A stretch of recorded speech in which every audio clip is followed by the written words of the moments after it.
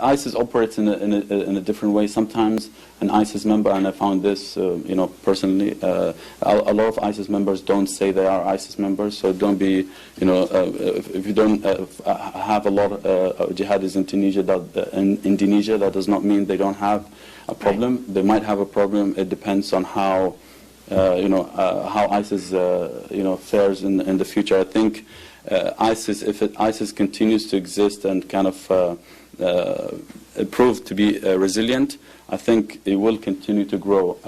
First, I think the first target for it is jihadi sympathizers, let's say in North Africa and in West Africa and the Horn of Africa, for example. There are a lot of jihadis who sympathize with al-Qaeda. They still have bay'ah to al-Qaeda, they have allegiance to al-Qaeda, but they don't have,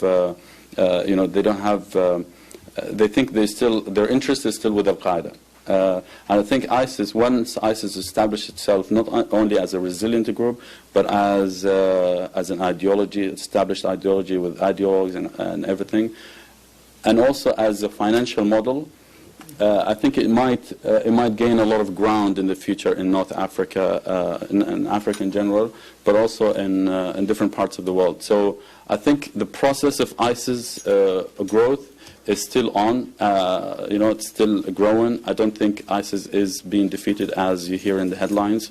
ISIS has been contained in some parts of Iraq and Syria. They have been rolled back in areas where ISIS was on or had been on the offensive. So they were targeting Kurds inside Kurdish territory, and they were targeting Shia inside Shia territories. Now they were rolled back to all Sunni areas. But its heartlands until Tikrit have not been threatened by any kind of internal or external challenges.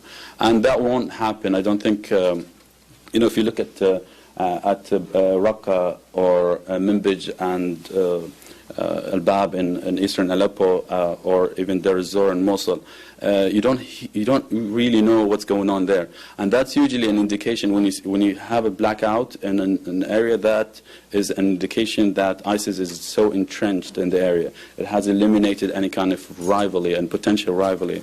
Any activist operating in these areas is marked for death. Any tribal sheikh who might potentially be a threat to ISIS, they eliminate him. If there's an intellectual or a doctor or like technocrat living in ISIS areas and has not pledged allegiance to ISIS, they marked him as a threat and they watched him very closely. And they're slowly, and surely they are making good use of their time in ISIS, in their heartlands to build that project and make sure it's sustainable, to make sure ISIS is immune from like bottom-up rebellions in these areas.